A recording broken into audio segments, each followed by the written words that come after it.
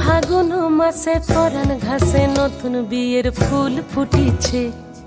উথালি পাথালি মনে আলতা কোণে নতুন বিয়ের ফুল ফুটিছে।